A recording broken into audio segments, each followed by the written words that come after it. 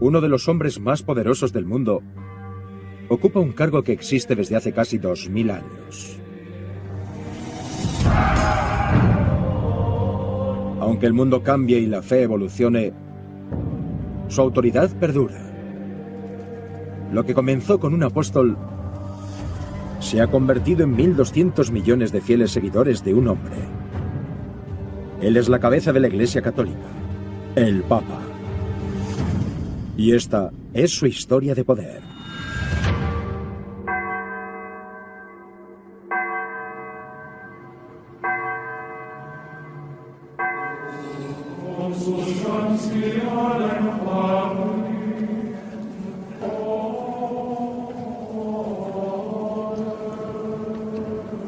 Esto es algo que nunca antes se ha hecho.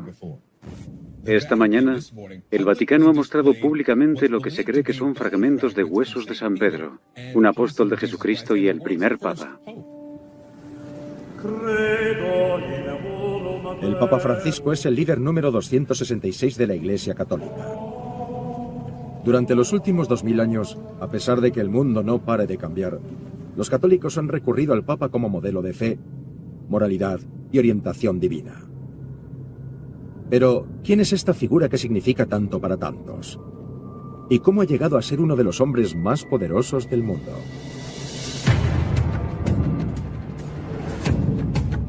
Era un filósofo, el líder de un movimiento clandestino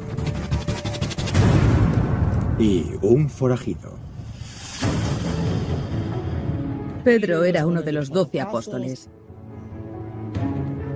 Básicamente solía ir con Jesús. Es una figura importante solo por eso. En los evangelios, cuando los apóstoles van a pescar en Galilea, Jesús le dijo: tú eres Pedro, que significa roca. Y sobre esta roca edificaré mi iglesia y te daré las llaves del reino de los cielos.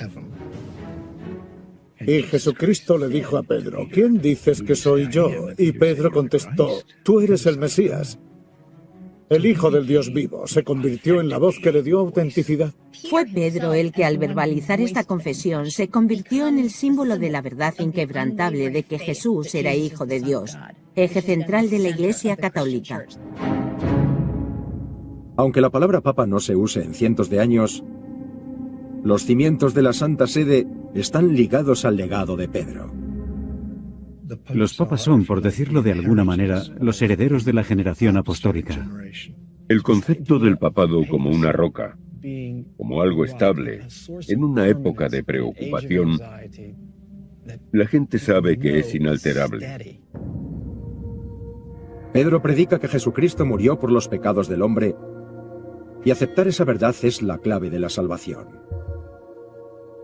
Otros enseñaron distintas variaciones del mensaje, pero en cualquier caso, en el siglo I, todo seguidor de Cristo era considerado una amenaza para el Imperio Romano y era perseguido por sus creencias.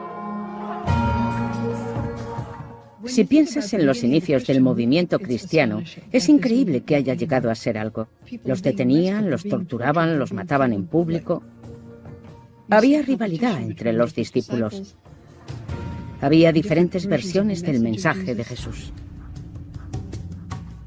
Todos los seguidores de Cristo se dispersaron por el Mediterráneo, predicando su mensaje. Pero los apóstoles fueron los únicos que de verdad caminaron junto a Jesús. Había muchas ciudades con florecientes iglesias cristianas, pero la única ciudad con un apóstol como cabeza de la iglesia era Roma, donde Pedro se había instalado. Roma era un imperio enorme. Si eres cristiano, estás diciendo que crees en un hombre, Jesús, que es Rey de Reyes, y no en el Rey de Roma.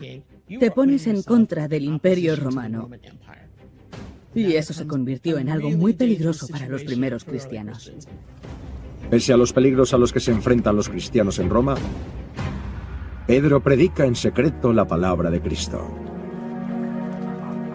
Entre el 75 u 80% de los romanos son esclavos. No son humanos. No pueden casarse, pueden comprarse y venderse, ser azotados y violados.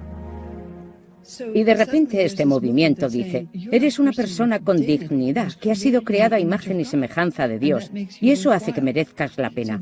Eso es una pieza clave del cristianismo. El mensaje de Cristo cala hondo entre los miembros más oprimidos de la sociedad romana.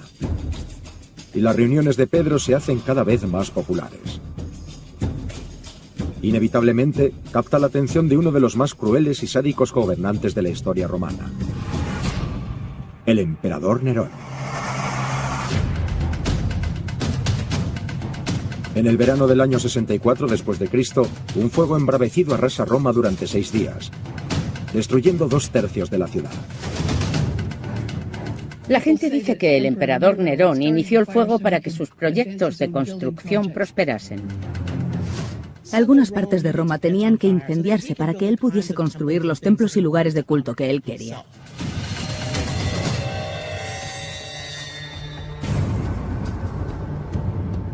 Los rumores de que Nerón había iniciado el fuego se extendieron.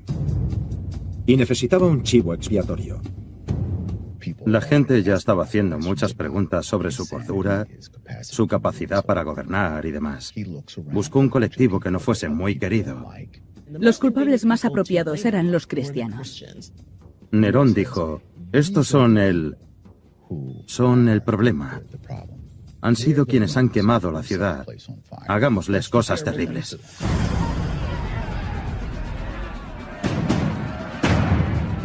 Nerón ordenó a sus soldados que reunieran a todos los cristianos que encontraran. Nerón hizo que los colgaran en postes y los quemaran vivos en sus jardines. Hizo que fieras salvajes atacaran a otros.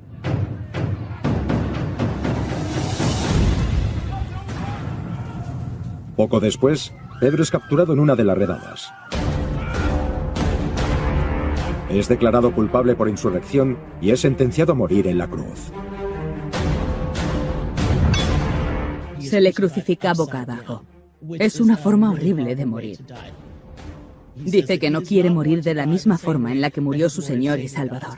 Quiere morir boca abajo porque él no merece morir de la misma forma en la que murió Jesús.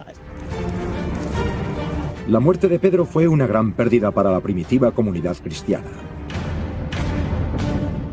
Pero morir en nombre de Dios lo convirtió en un mártir y aseguró su legado como el primer líder de la Iglesia y algún día llegaría a ser el hombre más poderoso del mundo. La historia nombró a Pedro el primer papa. Tras la violenta muerte de Pedro, los cristianos se dieron cuenta de que tenían que organizar su movimiento si querían sobrevivir a la tiranía romana. Pensaron como los revolucionarios norteamericanos, ya que uno dijo, debemos apoyarnos mutuamente o acabaremos colgados por separado. Tomaron un acuerdo con una serie de normas. En las profundidades de la biblioteca privada del Patriarcado Ortodoxo Griego en Jerusalén, se encuentra un documento de 2000 años de antigüedad que esboza las primeras directrices conjuntas del cristianismo. Se llama Didache. Estos archivos recogen cómo fueron los inicios de la Iglesia. Este documento estuvo perdido hasta que en 1883 se encontró una traducción griega del siglo XI. Nunca antes ha sido grabado, por miedo a que lo robasen o lo profanasen. Entonces no existía la Biblia. ¿Cómo transmites la fe? Y las normas de comportamiento y un servicio religioso. El Didache enseñaba todo eso. Pero resumir las reglas es solo el primer paso. Los cristianos también necesitaban infraestructuras para llevar a cabo esos hábitos. Pensamos que el cristianismo son todas esas basílicas que hay por todo el mundo. Pero antes de eso, lo que había eran iglesias en las casas. Y si había una serie de casas con iglesias, necesitabas a un encargado. Los cristianos intentaban organizar su comunidad para que la gente reconociese quiénes eran los miembros de esa iglesia. Querían una jerarquía siguiendo el modelo del ejército romano. El obispo era el hombre con más poder eclesiástico en la ciudad. Como Roma es la capital y el centro del imperio, el obispo de Roma se convierte en el líder de los otros obispos, un puesto que al final se conocerá como papa. Durante 200 años tras la crucifixión de Pedro, los obispos y sus seguidores siguieron siendo perseguidos y ejecutados por los emperadores romanos. Hasta que aparece un héroe inesperado.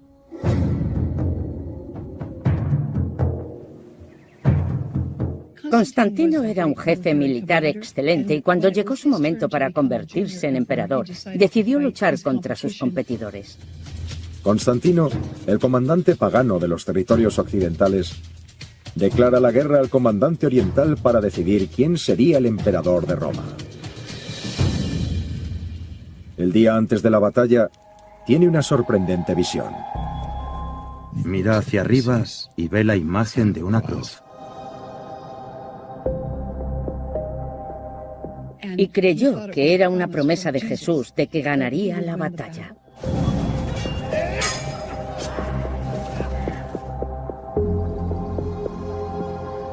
Constantino gana la batalla. Y el nuevo emperador cambia para siempre debido a esta visión. Y decide hacerse cristiano. Uno de sus primeros actos oficiales como primer emperador romano cristiano fue promulgar el Edicto de Milán. Esto no solo convirtió al cristianismo en legal, sino que lo favoreció. Esto fue algo grande. Por primera vez un emperador romano decidió aliarse con la Iglesia. Eso significó que todo el mundo conocido estaba a disposición de la Iglesia. Cuando Constantino hizo que el cristianismo pasase de estar prohibido a favorecido, la Iglesia y el Estado se entrelazaron. Constantino vio el cristianismo como la herramienta para unificar el imperio. Una ideología que le daría a todo el mundo el mismo Dios y los mismos valores morales. Al legalizar el cristianismo, Constantino creó un espacio en el que el obispo de Roma era una figura fija en el plano espiritual y político. Lo que hizo Constantino fue convertir a los obispos a los que antes se perseguía en sus representantes. Los trató como a miembros de su administración. Así, el obispo de Egipto, el de Jerusalén o el de Atenas canalizaban el poder del Estado. Los obispos se convirtieron en gente importante en la comunidad. Si había conflictos entre la gente, era algo normal que fuesen al obispo para solucionarlo. Había que ir a él para conseguir comida. Eso los convirtió en gente poderosa y con una tremenda influencia. Constantino les dio a los romanos un incentivo político y financiero para convertirse al cristianismo. Concedió a los cristianos exenciones tributarias y a las iglesias exención fiscal. Constantino es la razón por la que las iglesias no pagan impuestos en Estados Unidos y es la razón por la que las iglesias tienen un estatus especial. En los tiempos de Constantino, la Iglesia se convierte en aliada del emperador y en aliada de los gobernantes que se convirtieran al cristianismo. No había ese pensamiento de que el Estado y la Iglesia debían estar separados. Iglesia y Estado trabajaban juntos. Para honrar a su nueva fe, Constantino encarga espectaculares proyectos de construcción en nombre de Cristo por todo el imperio. Uno de los más conocidos es la Iglesia del Santo Sepulcro en Jerusalén. La Iglesia del Santo Sepulcro es uno de los lugares más sagrados de la cristiandad. La losa del suelo es el lugar en el que se dice que Jesús fue enterrado. En cuanto los cristianos dejaron de ser perseguidos por los romanos, empezaron a enfrentarse entre ellos. El mayor problema en esta época fue la doctrina. Algunos pensaban que si Jesús nació de una mujer no podía ser divino y había muchas dudas sobre si Jesús era humano, divino o ambas cosas. Se podría pensar, vaya, es algo casi insignificante, ¿no? Pero hay gente que estaría dispuesta a matar por eso, sí. Había cristianos dispuestos a matar a otros cristianos por esas diferencias. Para unificar el imperio, Constantino debe reunir a todos los obispos bajo una sola iglesia. O se arriesga que el imperio cristiano que ha construido se haga añicos.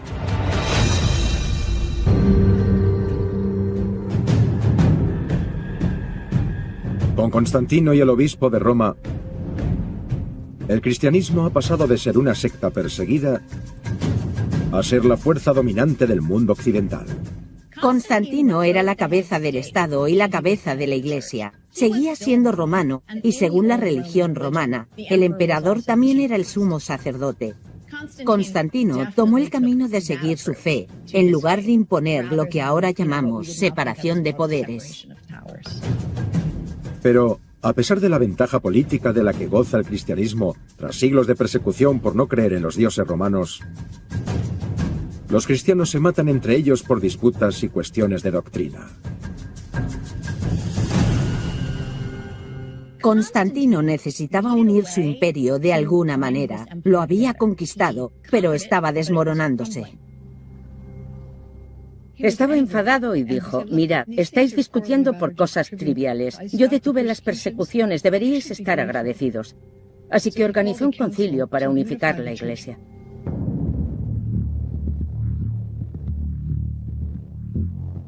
En el concilio de Nicea, por primera vez, todos los obispos se reunieron y hablaron entre ellos. El concilio fue la primera reunión de los grandes líderes de la Iglesia.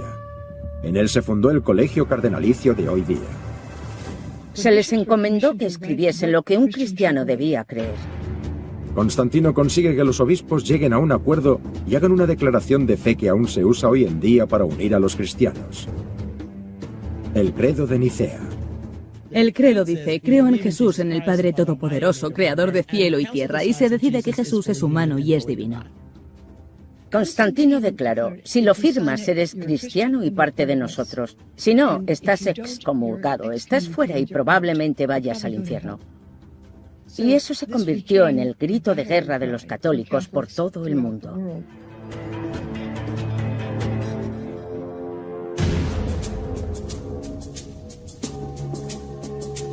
Con la Iglesia unificada tras el Concilio de Nicea, Constantino busca estabilizar los cimientos religiosos de su imperio. Creó un segundo centro de poder eclesiástico en el este. Le dio su nombre a la nueva capital. La llamó Constantinopla. Hubo diferencias entre Roma y Constantinopla. Los cristianos del este ven a los del oeste como simples bárbaros. Decían que los católicos del oeste bautizaban a sus niños en saliva de lobo. Los del oeste ven a los del este como débiles, como a unos derrotados. La jerarquía del clero bajo los obispos que responden ante el obispo de Roma ha estado funcionando bien. Pero ahora que Constantinopla es una segunda capital, hay un segundo obispo que cree que él debería estar al mando. Hubo disputas entre el obispo de Roma y el de Constantinopla. Cada uno se veía como un líder con mucho poder y ambos competían con el otro por autoridad. A pesar de los esfuerzos de Constantino por unificar su imperio bajo una sola iglesia, el este y el oeste siguen en desacuerdo. 7 años después del Concilio de Nicea, Constantino muere y deja una iglesia aún dividida y a Roma sin un líder militar fuerte.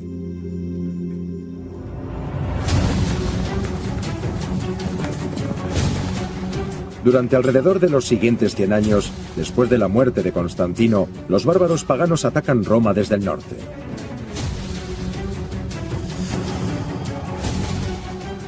Tras una serie de invasiones y sangrientos enfrentamientos, los bárbaros derrocan al último emperador romano. La ciudad eterna, que fue hogar de 2 millones de personas, ve su población reducida a menos de 30.000. La que fue capital política y espiritual del imperio, Roma, está ahora casi abandonada, y así permanece cerca de 200 años. En el siglo VI, Roma está más sucia y peor gobernada que en los tiempos de Constantino.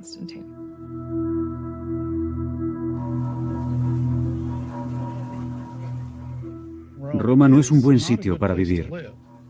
Es un lugar muy peligroso. El nivel de vida es muy bajo. Roma prácticamente había desaparecido. Las iglesias seguían a Constantinopla. Mientras Roma decae, Constantinopla florece. Y muchas de las iglesias cambian su terminología del latín al griego. Se empieza a llamar al obispo de Roma por la palabra griega que designa a padre, papas o papa. Durante este periodo de invasiones bárbaras, no hay un gobierno con sede en Roma. La Iglesia es la única institución capaz de asistir a las necesidades de su maltrecha comunidad. En este periodo, el Papa es la cabeza de la Iglesia y quien gobierna Roma. La población de Roma dependía de la Iglesia como Estado. No solo como iglesia que supervisa la relación entre Dios y los hombres, sino como una iglesia que supervisa la comida, el agua y la seguridad. Pero las familias paganas con poder quieren controlar la ciudad y ven la oportunidad. Sin una protección oficial, el papado está a punto de verse directamente atacado. En el año 795, las familias bárbaras paganas llevan luchando por el poder de la ciudad desde hace 2 siglos. Y el papado es el único obstáculo en su camino.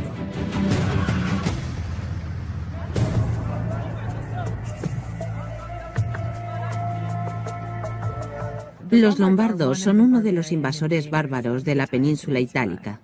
Querían conquistar Roma y hacerse con el territorio que gobernaba el papado.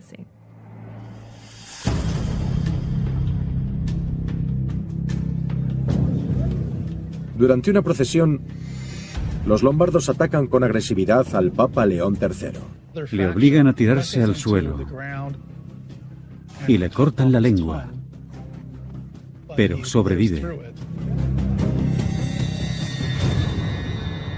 El Papa León III sabe que necesita protección y que, como no tiene ejército, necesita tener aliados.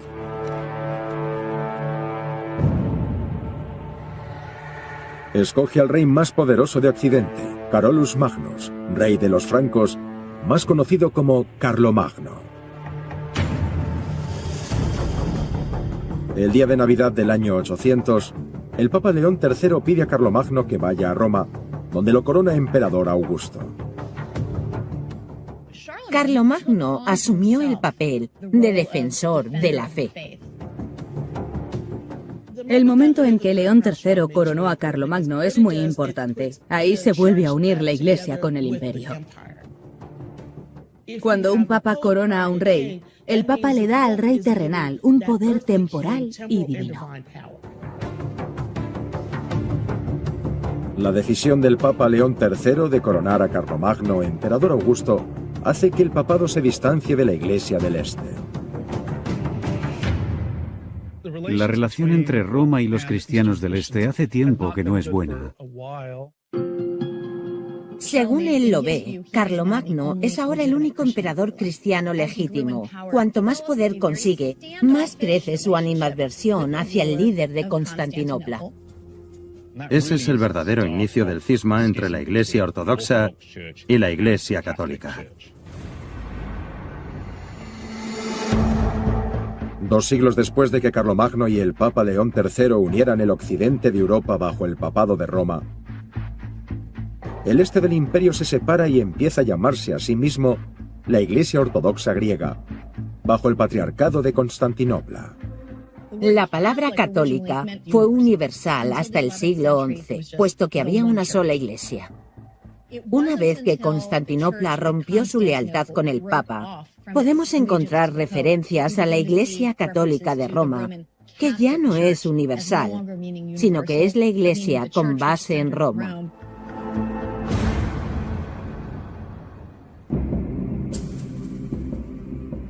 $200 años después de la histórica alianza entre Carlomagno y el Papa León III, el Papa Urbano II gobierna el oeste del imperio desde Roma, y el patriarca reina en el este desde Constantinopla, hasta que Constantinopla ve que se enfrenta a una amenaza inminente. El Islam es la fuerza más poderosa de la Edad Media. Son los más ricos, los más sofisticados. Si hubiese tenido que apostar por algo entonces, habría apostado a que el Islam y los imperios islámicos serían el futuro. Los ejércitos musulmanes han ido abriéndose camino a través de la península arábiga, conquistando nuevas tierras y uniéndolas bajo el Islam. Hace ya un tiempo que conquistaron Jerusalén y ahora se dirigen hacia el siguiente bastión cristiano. Los musulmanes barrieron lo que hoy conocemos como Turquía y llegaron bastante cerca de Constantinopla. Cuando casi puedes ver a los musulmanes en la otra orilla, es hora de avisar a los cristianos que quedan para que te ayuden.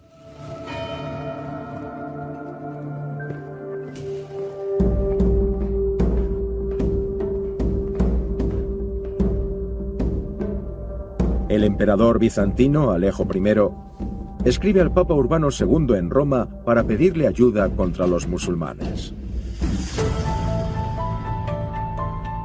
Alejo pide unos cuantos cientos de caballeros para ayudarle a defender su ciudad. Lo que consigue es algo totalmente distinto.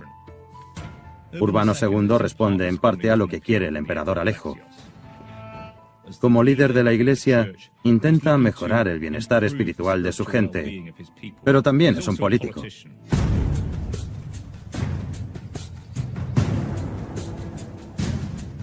Viendo una oportunidad de unir a los cristianos del este y a los del oeste, y de afirmarse como líder, el Papa Urbano II convoca una reunión de emergencia con clérigos, caballeros y ciudadanos.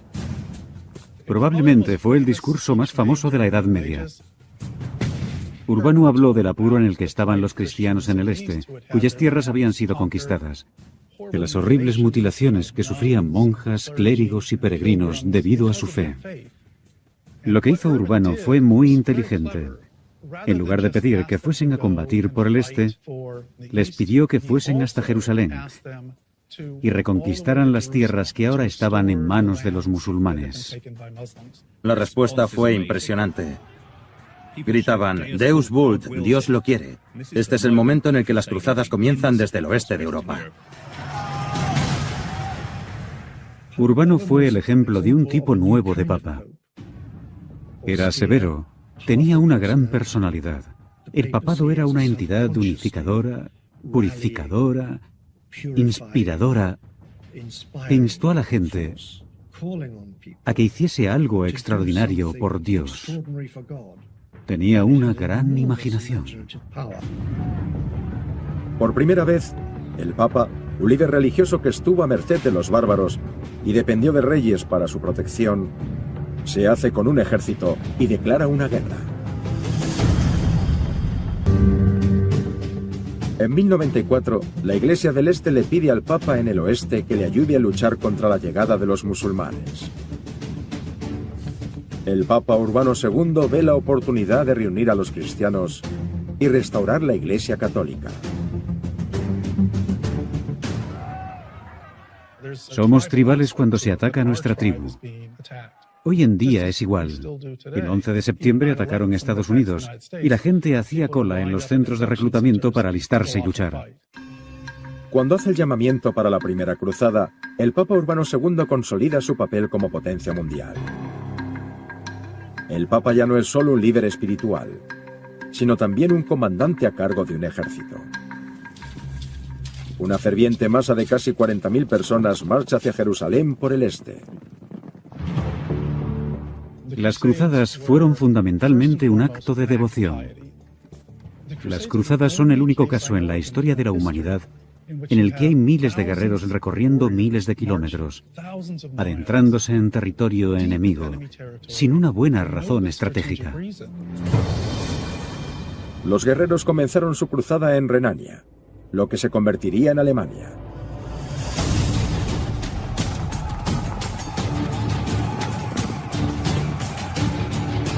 La destrucción en nombre de Cristo arrasó con todos los no creyentes a su paso. Una de las cosas terribles que hizo este grupo fue atacar a los judíos en Renania. Decidieron que, al haber sido los judíos responsables de la muerte de Jesús, como iban a atacar a los enemigos de la Iglesia, tenían que empezar en casa antes de hacerlo fuera.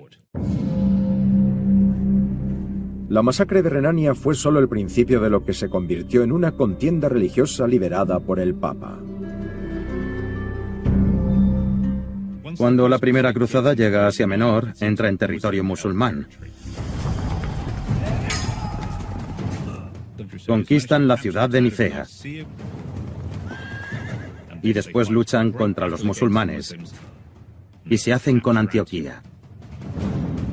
Animados por sus grandes e inesperadas victorias, los cruzados están convencidos, sin lugar a dudas, de que Dios está de su lado, y se preparan para devolverle al Papa la joya de la corona del cristianismo: Jerusalén.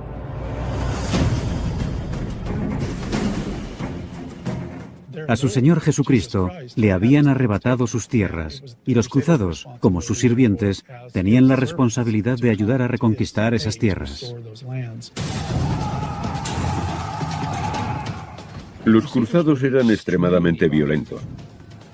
Atacaban a la gente en sus casas. Violaban en masa, mataban a los niños. Quemaban barrios enteros. Era algo horrible. Lograron liberar la ciudad de Jerusalén de manos musulmanas. Y esto fue durante generaciones aclamado y reconocido.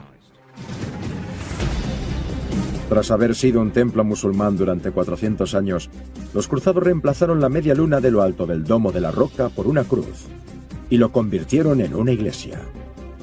Los cruzados eran excluyentes debido por un lado al fervor religioso y por otro al simple deseo de conquista. Los musulmanes no podían vivir en zonas cristianas. Jerusalén permanece en manos cristianas hasta 1187, cuando el sultán Saladino agrupa a los musulmanes del este para recuperar Tierra Santa. Mientras los musulmanes se acercan de nuevo a Jerusalén, el Papa Urbano III se da cuenta de que el intento de su predecesor de defender el cristianismo quizá provoque su fin.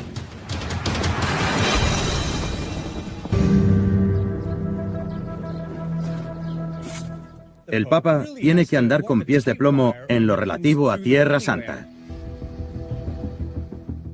Judíos, cristianos y musulmanes. Tres grandes religiones que viven codo con codo aquí. En 2014, el Papa Francisco intenta acercar tres grandes religiones que llevan siglos separadas por la Guerra Santa. El Papa Urbano II incitó a la violencia para conseguir un mundo bajo una sola Iglesia católica. Y el Papa Francisco aún sigue intentando sanar las heridas infligidas por su predecesor hace casi 1000 años. La religión provoca muchos sentimientos. Provoca tragedias, crímenes. Es una historia de casi 2000 años de esas cosas, y los papas han formado parte de esa historia desde el principio.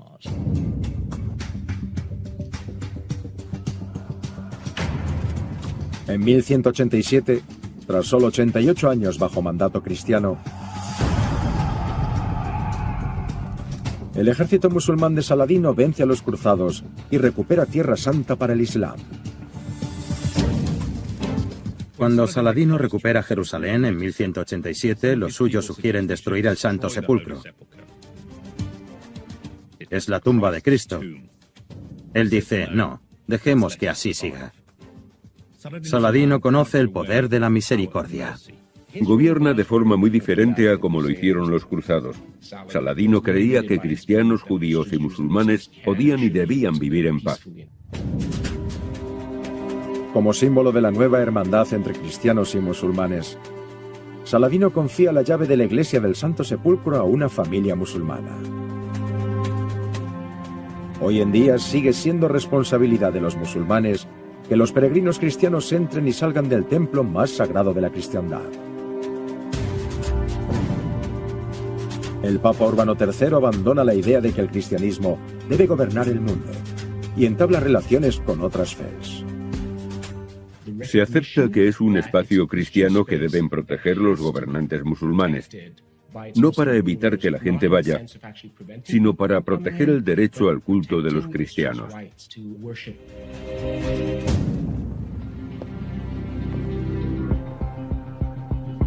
Abrir y cerrar las puertas del lugar más sagrado para los cristianos en Jerusalén es responsabilidad de los al-Husseini desde hace 8 siglos. Soy el custodio de la iglesia del Santo Sepulcro. Llevamos protegiendo la iglesia desde el año 1187. El gesto de Saladino representa en gran parte lo mismo que el papado hoy en día. Un liderazgo divino que se enfrenta a religiones en guerra. Cuando vengo cada mañana a abrir las puertas, me quedo mirándolas y veo a mi padre, a mi abuelo, y también veo cómo Saladino Ayyub las abre conmigo. Es un honor. No hay palabras para expresar. Es increíble.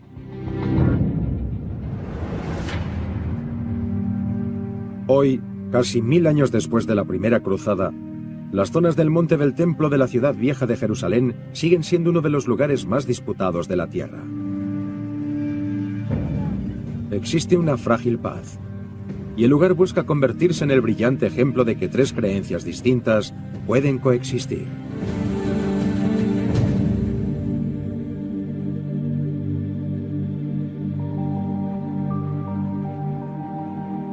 Es un lugar sagrado para todos. Está el Domo de la Roca, el Muro de las Lamentaciones y la Iglesia del Santo Sepulcro. Queremos la paz. Queremos vivir juntos, como hermanos. A lo largo de la historia, el Papa ha jugado un papel principal en los constantes enfrentamientos entre devotos. Miles de años han pasado. Se han perdido miles de vidas. Pero las llamadas a la lucha y los rezos por la paz perduran. Los seres humanos se enfrentan constantemente al reto que significa vivir en paz y armonía con quienes son diferentes a ellos. No es algo nuevo. Los mundos de Urbano II y del Papa Francisco son muy distintos, pero ambos se enfrentan a lo mismo. Ambos tienen como tarea liderar la fe en un mundo lleno de conflictos por la fe. En marzo de 2000, el Papa Juan Pablo II pidió perdón por las cruzadas y las violentas campañas de sus predecesores. Pedimos perdón por el uso de la violencia en nombre de la verdad y por haber sido indiferentes u hostiles hacia otras religiones. Durante 2000 años, el legado de San Pedro ha sido un cargo divino que ha pasado de un papa al siguiente. Pero, ¿pueden 2 hombres ostentar de forma legítima un solo cargo divino? Nos dejó en una situación en la que hay un papa y otro papa de más. Eso siempre cambia la naturaleza de una institución. ¿Quién es el papa verdadero? En 2013, millones de personas vieron cómo Benedicto XVI le entregaba de forma pacífica el papado al Papa Francisco. Sin embargo, en el pasado, 2 hombres con derecho al legado solo dieron lugar al caos. En el siglo X u XI, si había 2 papas, había 2 facciones. Es un incidente insólito.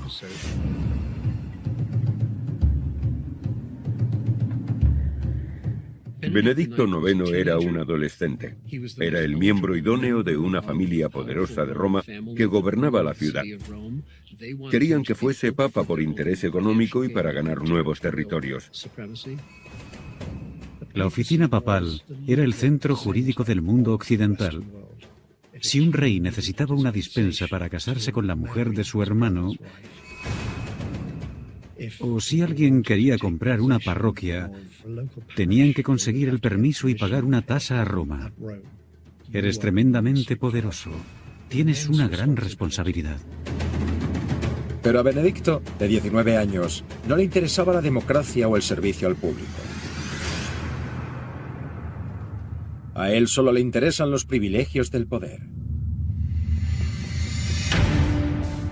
Benedicto es alguien a quien hacen papa simplemente para enriquecer a su familia seglar. No es alguien que tuviese ningún tipo de autoridad espiritual, ni tampoco formación espiritual. El nepotismo suele producir un grupo de parásitos ricos que viven a lo grande y que son parte del clero. Era un incompetente. Su moralidad estaba comprometida en muchos aspectos. Benedicto estaba involucrado en robos y asesinatos. Utilizaba su posición para ganar en riqueza a costa del pueblo de Roma. En el año 1044, los cardenales ya están hartos. Resuelven que la Iglesia necesita un líder espiritual y político de verdad. Hay que hacer algo.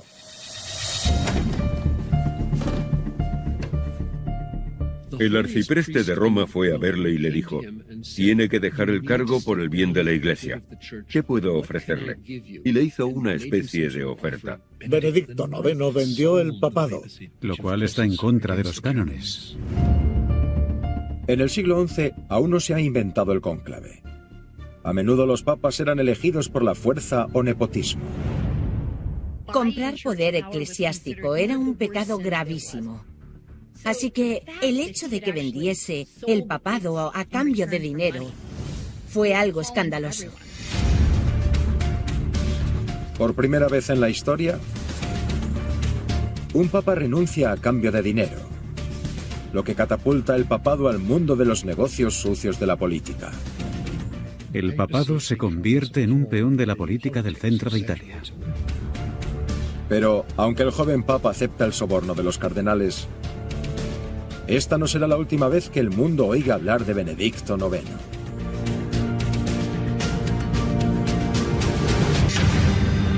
En 1044, tras 8 años profanando el papado, el joven papa Benedicto IX acepta el soborno de los cardenales y renuncia.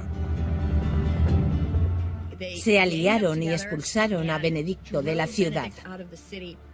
Los romanos eligieron un nuevo papa, y este se llamó Silvestre III.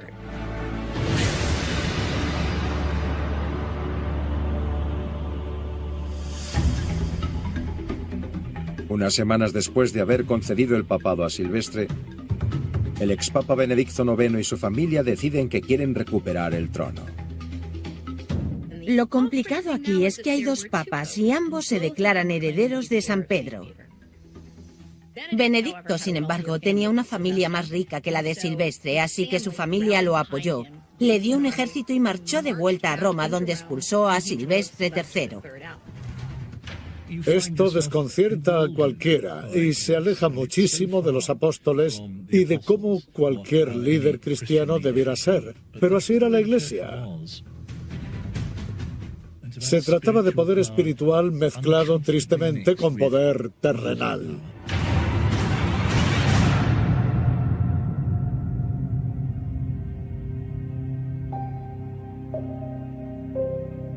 Seis meses después de haber aceptado el soborno de los cardenales para renunciar, Benedicto IX vuelve a ser papa.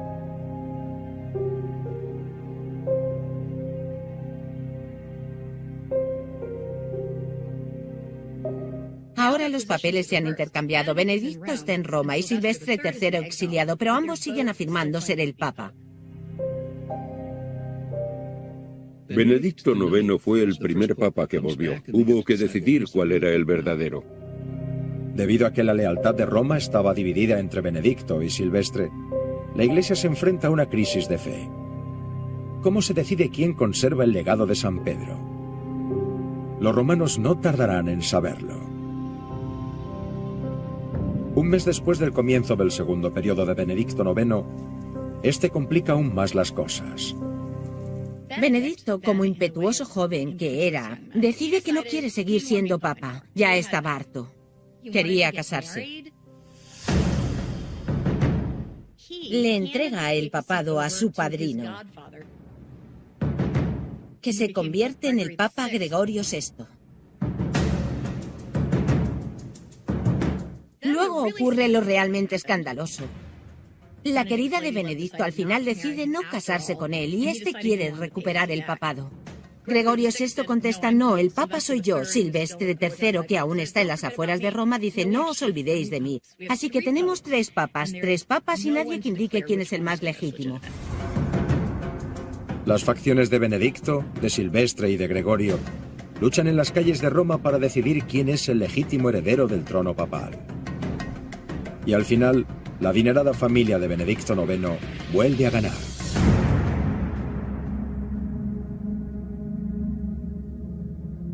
Al final, Benedicto es papa 3 veces. Tras el pontificado de Benedicto, la Iglesia cae en picado. Se han destruido los fundamentos espirituales del papado. Esto es un serio problema para la Iglesia y hay que solucionarlo. En julio de 1048, Benedicto IX es expulsado de una vez por todas. Los cardenales deciden consolidar el poder papal e ignorar las reivindicaciones al trono de Silvestre y de Gregorio, despejar el camino y elegir a un nuevo papa. Uno de los problemas del siglo XI es que no había una forma clara de elegir al papa.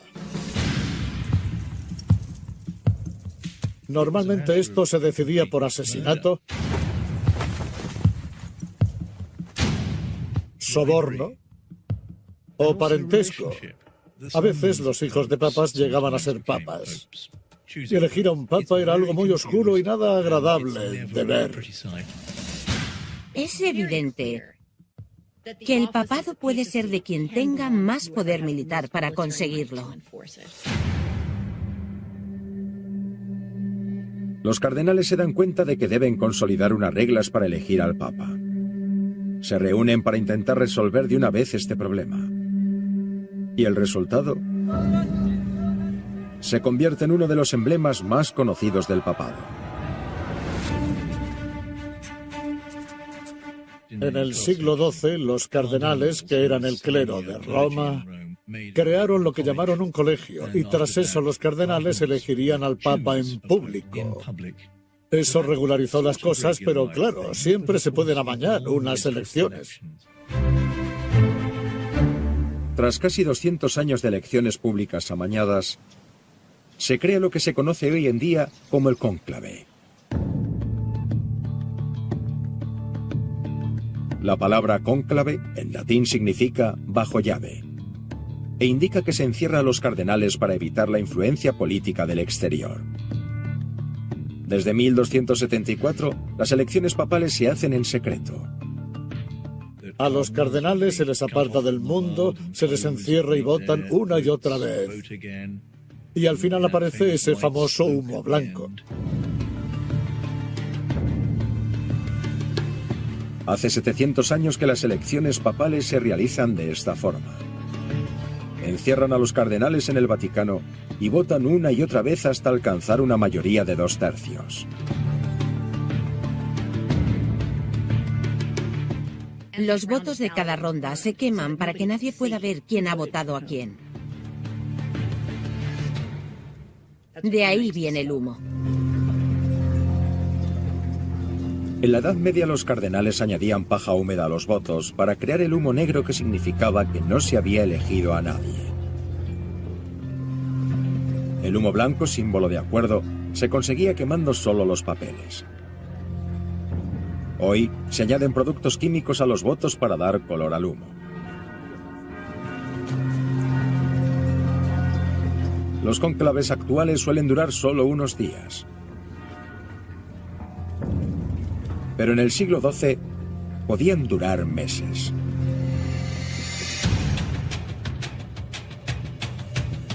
En el siglo XIII solía haber sobornos, rivalidades entre reyes, les provocaban bloqueos y retrasos.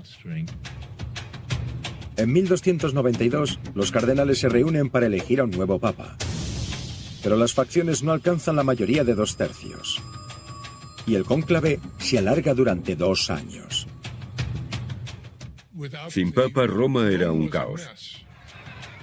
Las bandas de ladrones y saqueadores querían dominar la ciudad y lo hicieron hasta cierto punto porque no había un papa que funcionara como rey local.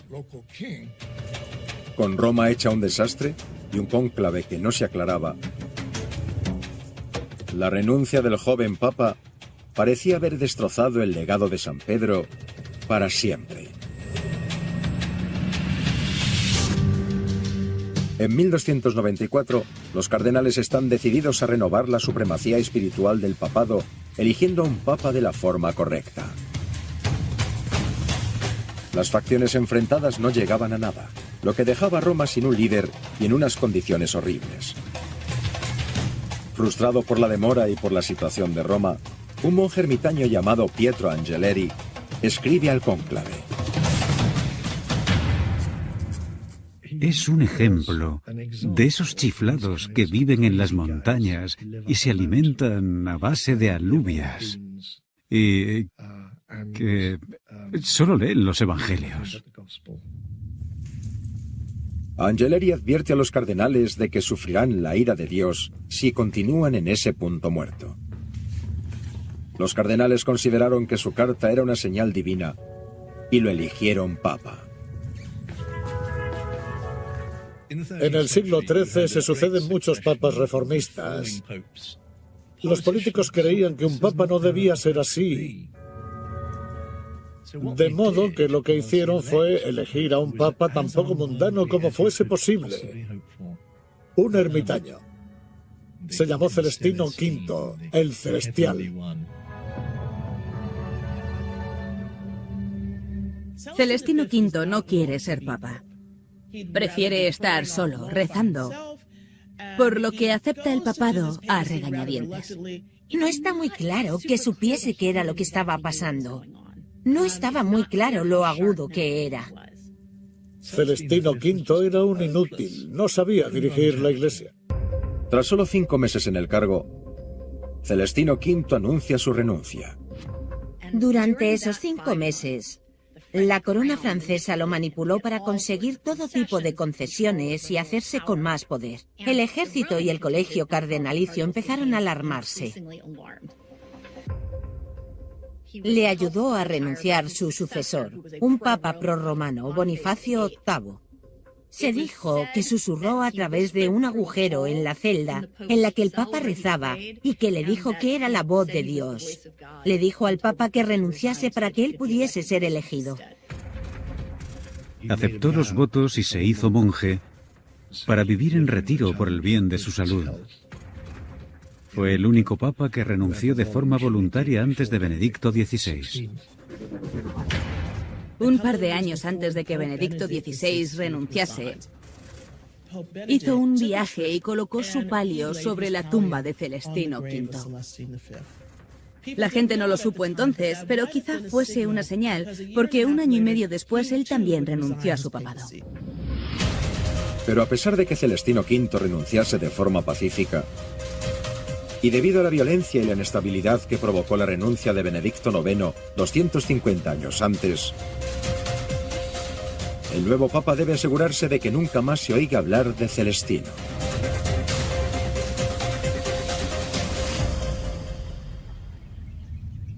Tras la renuncia de Celestino y la elección de Bonifacio, este creyó peligroso que hubiese 2 papas vivos. No puede haber otro papa por ahí y que amenace al papado. En cuanto Celestino deja el Vaticano, Bonifacio hace que lo ataquen y lo encierren.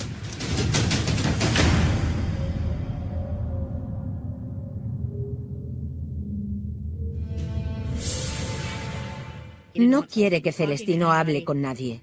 No quiere que pueda hablar con sus simpatizantes, así que básicamente lo pone bajo arresto domiciliario para proteger su legitimidad.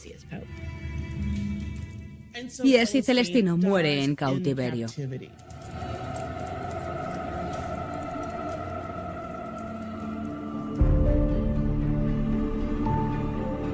En el siglo XIII, sin embargo, un expapa no es la única amenaza a la que se enfrenta el papa.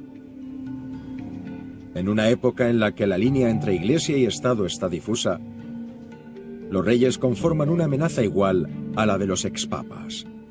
Siempre ha sido difícil saber quién estaba al mando, el rey o el papa.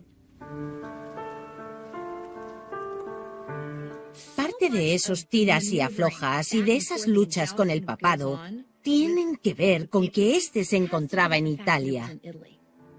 Italia aún no es un país, era de quien la quisiera. Los normandos tenían una parte, los francos otra, los alemanes otra. Siempre estaba en disputa. Así que si querías controlar una parte grande de Italia, tenías que tener al Papa de tu lado. Si quieres reclutar un ejército, necesitas la bendición del Papa. Debido a lo volátil de las políticas en la Europa de la Edad Media, el papado se hace dependiente de las monarquías que lo rodean para tener estabilidad y viceversa.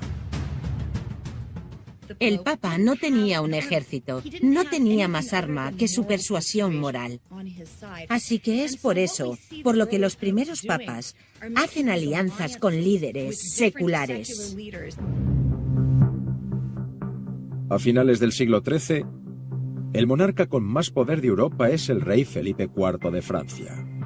Había manipulado al Papa Celestino para conseguir dinero y tierras. Pero tras la renuncia de Celestino, el nuevo Papa Bonifacio VIII ya no era tan fácil de manipular.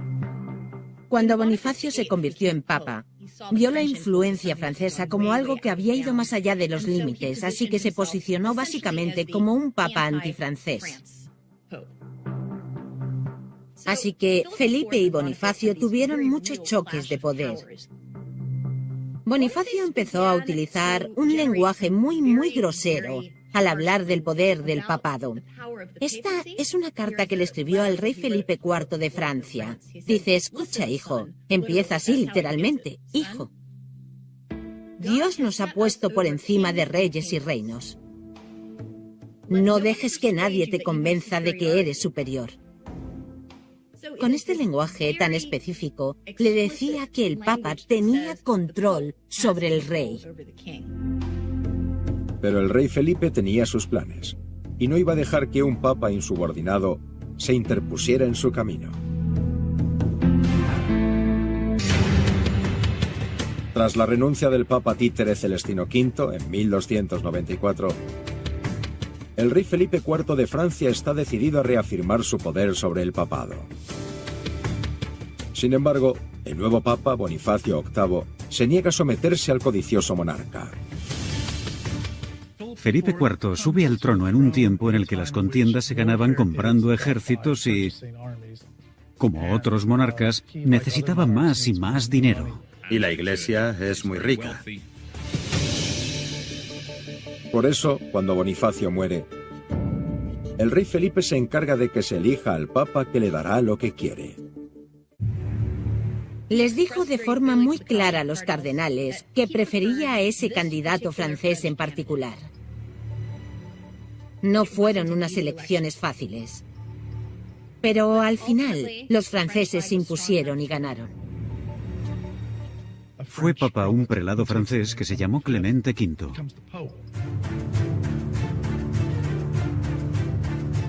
Felipe le pidió que fuese a Francia para coronarlo papa. Los papas, claro está, se coronaban en Roma, desde los tiempos de San Pedro. El rey Felipe IV de Francia tenía mucho poder sobre el Papa Clemente V.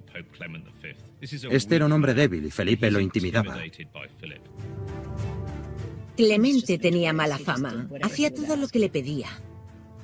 Clemente V, de hecho, le prometió a Felipe una gran parte del diezmo. Fue directamente a las arcas reales. También firmó la expulsión de los judíos, porque eran un peligro para la Iglesia, sabiendo que el dinero iría a parar a Felipe.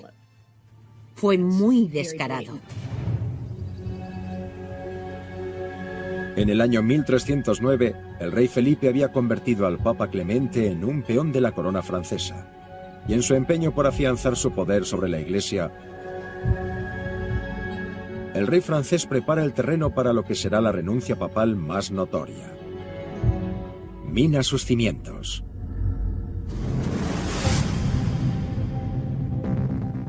Pedro está enterrado en la colina del Vaticano, y la Basílica de San Pedro está construida sobre su tumba. A los papas se los considera herederos de ese carisma y papel porque reemplazan al apóstol. Su tumba es un aspecto fundamental del papado. Pero el rey Felipe le exige al Papa Clemente que deje el legado de San Pedro en Roma y mude la oficina papal a Francia, al alcance de su mano.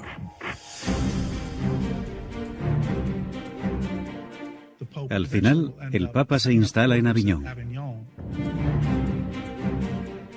En lugar de estar en un entorno en el que el Papa pudiese actuar de forma independiente y forjar alianzas con quien quisiera, ahora está instalado en un país y bajo el claro control de un rey. Eso fue lo que deformó al papado. Es como si Washington DC se levantase y dijera: ahora Manhattan va a ser la capital de todo Estados Unidos. Por primera vez desde que se inventó el cónclave, la persona con poder sobre la Iglesia no es un elegido de Dios, sino un monarca ávido de poder. El sueño de todo gran gobernante europeo de la Edad Media era controlar el papado. Felipe consiguió que su sede estuviese en Francia. Cuando haces eso, el Papa se convierte en un títere con el que conseguir lo que quieras. Este es un momento muy preocupante para la Iglesia. Está renunciando al lugar donde la Iglesia debía erigirse. Deja atrás los restos de San Pedro. No se los lleva. Se va a este otro lugar, por lo que está diciendo que quizá eso no sea tan importante como se creía que era.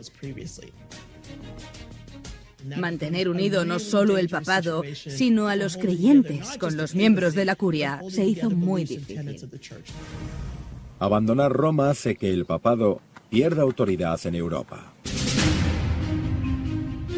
Pero una vez que la Iglesia se establece en Francia, el Papa Clemente V se da cuenta de que, a pesar de estar a mucha distancia de los restos de San Pedro, el lugar tiene sus aspectos positivos. Hubo un tiempo en el que se hizo evidente que habían abandonado la espiritualidad para disfrutar de lo material. El colegio cardenalicio, que también se había instalado en Aviñón, tuvo muy mala fama por vivir de forma suntuosa, por dar banquetes que duraban días y por gastar el dinero de la Iglesia en ellos mismos. Pero el papado funcionó. Aviñón está al sur de Francia, mucho más al centro de Europa que la península de Italia. Fue eficaz, tuvo una buena burocracia. Fue algo positivo del papado en Aviñón. El problema estaba en que no tenía la tumba de San Pedro. ¿De qué sirve un papa que no está asentado sobre la tumba de San Pedro? A pesar de estar muy lejos de los cimientos espirituales del papado, el Papa Clemente V se queda en Francia y sigue dirigiendo la Iglesia con el rey Felipe hasta que ambos mueren en 1314. Su sucesor y el de este establecen su papado en Aviñón. El papado estaba bajo el yugo del rey de Francia. Durante mucho tiempo fue un instrumento de la corona francesa, y casi todos los cardenales que formaban parte del colegio cardenalicio eran en esa época franceses. En 1347 parecía que el papado se había convertido en un peón de la corona francesa para siempre.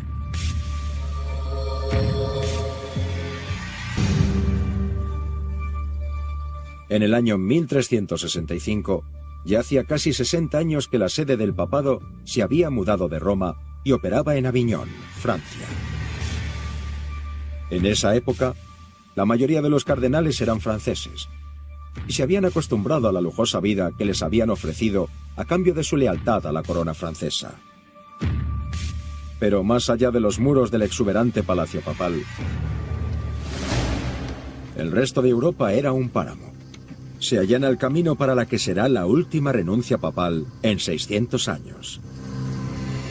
Esa espantosa y contagiosa enfermedad asoló Europa. Acabó con casi toda la población. Tras la plaga, el papado se ve forzado a reevaluar su papel en Europa y a enfrentarse al estado de la ciudad abandonada. Sin la presencia del papado en Roma, el mantenimiento de la ciudad decayó. Gran parte del mantenimiento de Roma salía de las arcas papales. Ahora ese dinero estaba en Francia. La ley y el orden eran cuestionables. Aumentaron los robos y los atracos porque en Roma no había un rey, no había un emperador y ahora tampoco había un papa. Los romanos entendieron que, aunque no lo quisieran, la ciudad necesitaba la sede papal para prosperar y ser algo más que un montón de ruinas. Harto de estar a resguardo en Aviñón, el Papa Urbano V cree que el papado ha perdido su rumbo espiritual y que debe regresar a los restos de San Pedro en Roma.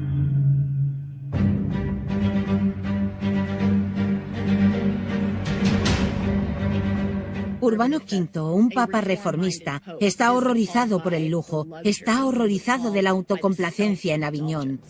Anuncia a sus cardenales que solo podrán tomar un plato de cena en lugar de un banquete con 10 platos. Y se va haciendo más claro que cuanto más tiempo esté el papado ligado a la fortuna del país que sea, más se pone en riesgo la capacidad de ejercer el liderazgo espiritual. Estaba convencido de que la sede debía volver a su casa en Roma. No fue una transición fácil. A los cardenales, acostumbrados al estilo de vida autocomplaciente de Aviñón, no les gustaban las ruinosas condiciones en las que estaba la ciudad.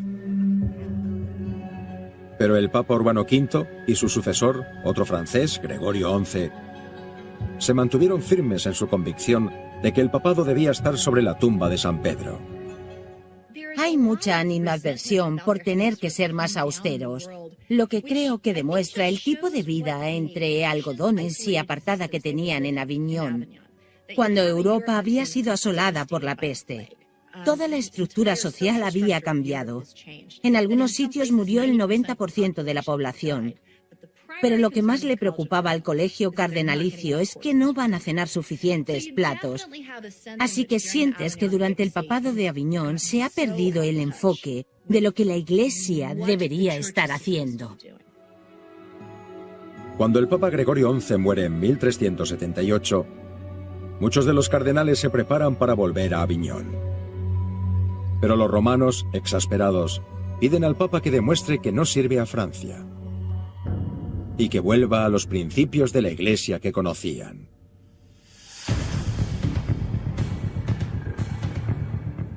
La población romana, que era de carácter cambiante y que solía intervenir en las elecciones papales, tras tantos papas franceses, estaba decidida a tener un papa italiano. El cónclave de 1378 se encuentra con una muchedumbre enfurecida de romanos en el exterior del Vaticano que exige que se renueve la institución en su amada ciudad. Aunque los cardenales echan de menos su vida en Francia, están preocupados por lo que pueda pasar si los romanos no consiguen lo que quieren. Así que se elige a un papa italiano, Urbano VI.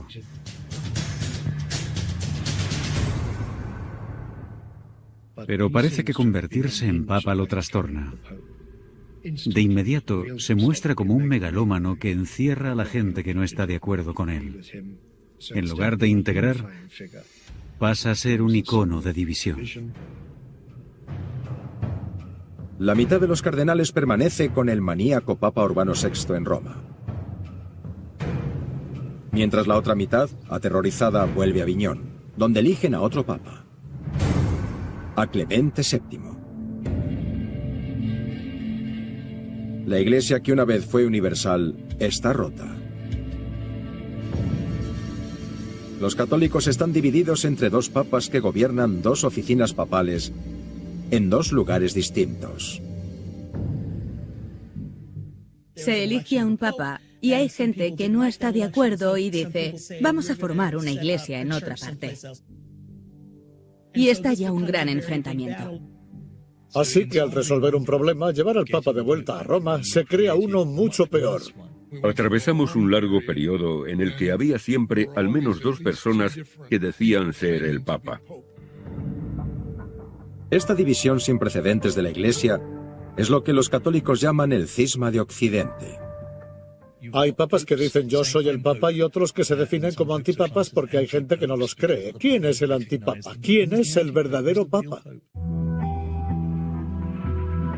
Durante casi 40 años, la Iglesia está dividida.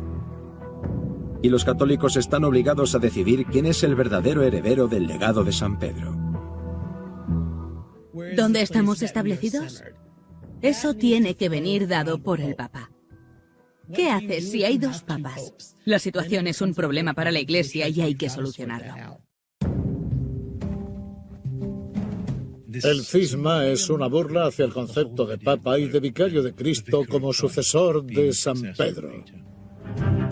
Si solo hay un San Pedro, solo hay un legado que puede ser aceptado solo por un hombre. Que haya dos papas es una clara señal de que se han abandonado los cimientos espirituales del papado. Es imposible tener dos papas. Es algo demoledor para la cristiandad. Los reformistas dijeron, tenemos que hacer algo. En 1415, con el futuro de la Iglesia pendiente de un hilo, los cardenales de ambas sedes buscan una solución. Convocan un Consejo General en Constanza. Y a los papas en cuestión se los destituye o se les invita a renunciar. Ambos papas, el romano Gregorio XII y Benedicto XII de Aviñón, son obligados a dimitir. En 1415, el Papa Gregorio XII será el último que deje la oficina papal con vida hasta 2013, cuando el Papa Benedicto XVI anuncia algo impactante.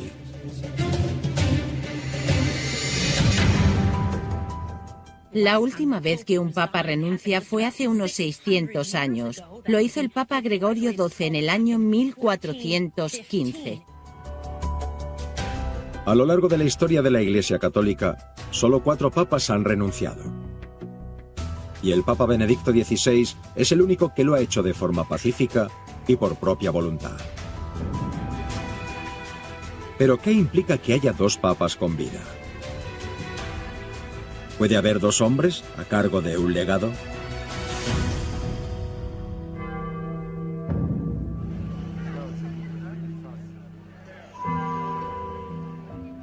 Sorprendió a todo el mundo. Sorprendió a católicos y no católicos. Contrastó drásticamente con Juan Pablo II, quien insistió en seguir siendo papa hasta su último aliento. En 2005, tras 27 años de pontificado, el Papa Juan Pablo II fallece tras una larga y pública lucha contra el Parkinson. De alguna forma, la renuncia era un comentario crítico a los últimos 5 o 6 años de su predecesor. Un revés a toda la teología papal debido a su evolución actual. La idea que Juan Pablo II provocó era la del pontificado como una cruz que se lleva a hombros y de la que no puedes liberarte. Benedicto dijo, a ver, es un trabajo, si no puedes hacerlo, deja que otro lo intente. Al renunciar por su avanzada edad, el Papa Benedicto XVI hace un claro comentario sobre la divinidad de la oficina papal. Creo que sirvió para que cualquier persona en un cargo de autoridad o poder recordase que no todo gira en torno a ellos, sino en torno a la efectividad. ¿Estoy sirviendo a la comunidad y a la Iglesia como debo? Lo que hizo Benedicto al renunciar fue facilitar que los siguientes papas pudiesen decir, tengo 80 años, no voy a quedarme hasta caer muerto en esta oficina. Es una mentalidad muy de director ejecutivo. Al bajar del helicóptero, Francisco da gracias a los pilotos y al ver a su predecesor se dirige hacia él para abrazarlo. Este es un momento histórico.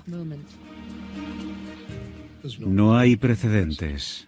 La renuncia de Benedicto fue voluntaria y por decisión propia.